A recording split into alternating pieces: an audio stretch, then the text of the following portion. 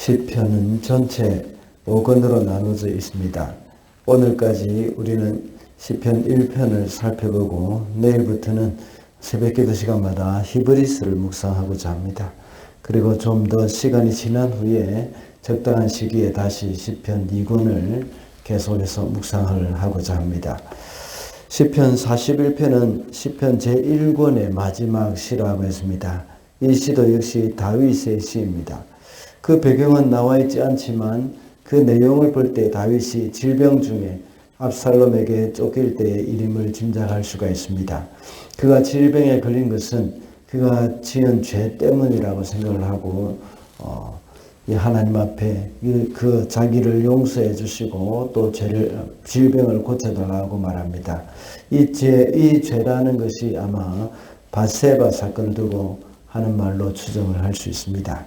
그리고 9절에 보면 그의 친구조차도 그를 반역했다고 말하는 것을 볼 때에 압살롬의 모사가 된 아히도벨을 두고 한 말일 것입니다. 시편 제1권은 복 있는 사람으로 시작해서 복 있는 사람으로 끝이 납니다. 히브리 원문을 보면 시편 1편과 41편은 동일하게 복 있는 사람은 이라는 말로 시작이 되는 겁니다. 시편을 편집하여서 제1권을 하나로 묶었는데 그 주제를 만들어 놓은 것이 바로 누가 복 있는 자이며 어떻게 하는 것이 복 있는 삶인지를 가르쳐 주기 위한 의도라고 많은 학자들은 말을 설명을 하고 있습니다. 그런데 시편 1편에서 복 있는 사람은 하나님과의 관계에서 찾고 있습니다. 그래서 하나님의 율법의 말씀을 그 말씀 위에 서서 장으로 치우치지 않고 살아가는 자가 복 있는 사람이라고 말합니다. 그러나 시편 41편은 복 있는 사람은 대인 관계에서 찾고 있습니다. 다시 말하자면 빈약한 자, 즉 사회적 약자를 권고하고 돕는 자를 복 있는 사람으로 일컬으며 시작을 하고 있습니다. 그래서 오늘은 복 있는 사람이라는 시편 1편과 동일한 제목으로 말씀을 살펴보고자 합니다. 첫째로 가난하고 힘 없는 자를 돌보는 사람이 복이 있습니다. 1절 말씀입니다. 가난하고 힘 없는 사람을 돌보는 사람은 복이 있다. 재난이 닥칠 때에 주님께서 그를 구해 주신다. 이 말씀은 잠언 19장 17절에서 가난한 자를 불쌍히 여기는 것은 여호와께 구워드리는 것이니 그의 선행을 그가 갚아주시리라 라고 한 말씀과 일맥상통합니다. 다윗은 이것을 전제로 해서 시편 41편을 지었다고 볼 수가 있습니다. 가난하고 힘없는 사람을 도와주는 사람이 복이 있는 이유는 재난 때에 주님께서 구해주시기 때문이라고 1절에서 말씀하고 있습니다. 앞서 말씀드린 대로 다윗이 병들었던 때로 추정되는 시기에 아들 압살롬이 그 추종 세력을 이끌고 반란을 일으킨 사건을 접했을 때 지은 시입니다. 이런 재난의 상황을 마주하게 된 것은 지금까지 다윗 자신이 가난하고 힘없는 자를 돌본 것을 기억하고 이 재난에서 자신을 구해 주실 것을 하나님께 기도하고 있는 것입니다. 이런 종류의 근거는 사람들에게 선행에 대한 동기를 부여하는 데 참 많은 도움을 주고 있습니다. 내가 지금까지 많은 가난한 사람을 도와줬으니까 하나님 나를 이 어려운 가운데서 건져주십시오 하는 그런 기도, 이것이 또 다른 한편으로는 교훈시라고 볼 수가 있는데 지혜시라고도 볼 수 있는데 이렇게 함으로써 많은 사람들에게 선행의 동기를 부여한다고 볼 수 있습니다. 이렇게 가난하고 힘없는 사람을 돌보는 것은 하나님 사랑, 이웃 사랑의 실천이기도 합니다. 이런 행위는 하나님의 말씀에 순종하는 삶이기도 합니다. 그런데 이렇게 말씀대로 살지만 다윗과 같이 이런 어려움을 당하는 경우도 있습니다.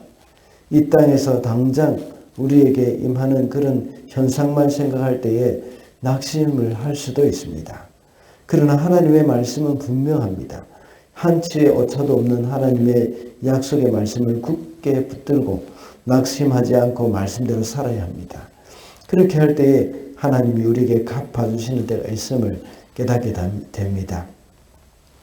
다윗은 그의 노년을 돌아보면서 시편 37편 25절의 말씀을 통해서 내가 어려서부터 늙기까지 의인이 버림을 당하거나 그 자손이 걸식함을 보지 못하였도다 하고 고백하고 있습니다.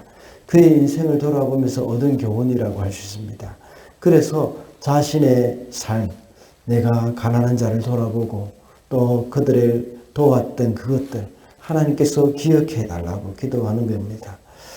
또한 잠언 22장 9절에서 선한 눈을 가진 자는 복을 받으리니 이는 양식을 가난한 자에게 줌이니라고 말씀하셨습니다. 그러므로 가난하고 힘없는 사람을 돌보는 자가 받는 그 복은 반드시 온다는 사실을 기억하면서 넓고 긴 안목을 가지고 하나님께 소망을 두며 살아야 하겠습니다. 둘째로 하나님께 피하는 사람이 복이 있습니다. 10절 말씀입니다. 그러나 주님은 나의 주님이시니 나에게 은혜를 베풀어 주십시오. 나도 그들에게 되갚을 수 있도록 나를 일으켜 세워 주십시오. 다윗은 이런 어려움 가운데서도 하나님께 피하고 있습니다. 물론 첫 번째 대지에서 자신의 선행을 보시고 자신을 구해달라고 기도를 했습니다. 그러나 지금 읽은 10절의 본문을 통해서 하나님의 은혜를 베풀어 달라고 말을 하고 있습니다. 은혜라는 말은 받을 만하지 않지만 받을 만한 일을 하지 않은 사람에게 주는 것, 그것을 은혜라고 다 말을 합니다. 비록 그는 약속의 말씀을 붙들고 자신의 선행을 내세우는 듯 하지만 결국은 하나님의 은혜를 간구하고 있는 것입니다. 하나님이 도와주지 않으면 안 된다는 겁니다. 하나님이 도와주셔야 또 내 병이 낫게 되고 내 이런 어려운 환난 가운데서 내가 이겨낼 수 있다고 말을 하는 것입니다. 가난하고 힘없는 사람을 돕는 것도 역시 복 받는 행위이지만 하나님께 피하는 것 역시 복된 일입니다. 하나님이 우리의 참된 방패시고 우리의 도움이시기 때문입니다. 세상에는 피할 만한 것들이 정말 많아 보입니다. 그러나 이런 것들은 모두가 다 헛된 피난처일 뿐입니다. 악한 사탄은 계속해서 우리로 하여금 하나님 외에 다른 곳에 피하는 것이 훨씬 지혜로운 일이라고 속이기도 합니다. 그리고 어떤 일만 생기면 하나님을 생각하기보다는 다른 인간적인 방법을 생각할 때도 참 많습니다. 그러나 우리에게 가장 확실한 피난처는 바로 하나님이심을 잊어서는 안 됩니다. 그래서 어려운 일이 있을 때에 하나님께 기도하면서 하나님의 도우심을 바라보아야 하겠습니다. 하나님께 피할 수 있는 우리가 바로 복 있는 사람입니다. 마지막으로 하나님을 찬양하는 사람이 복이 있습니다. 13절입니다. 이스라엘의 하나님이신 주님 찬양을 받으십시오. 영원에서 영원까지 찬양을 받으십시오. 아멘, 아멘. 죽음의 질병과 원수의 핍박으로부터 구원의 승리를 체험하는 건 하나님을 찬양한 것이라고 볼 수 있습니다.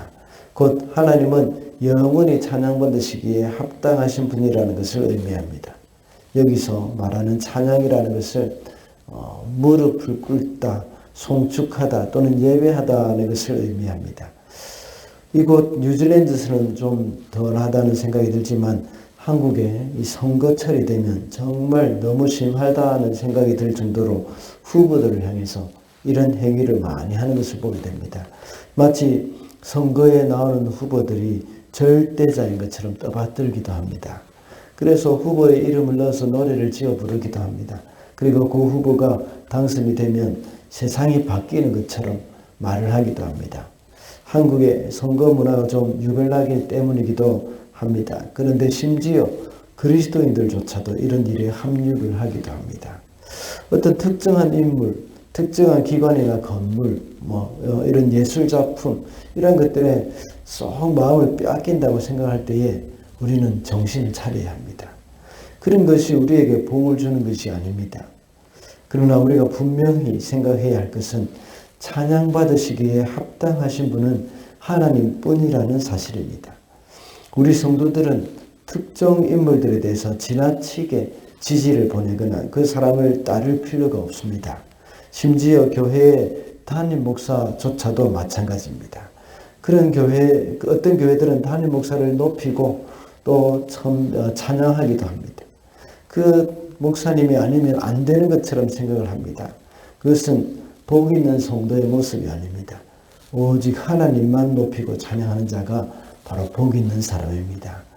그러므로 우리는 눈을 뜨자마자 하나님을 높이고 하나님을 찬양하며 하루를 시작하는 자가 복 있는 사람임을 기억을 해야 하겠습니다.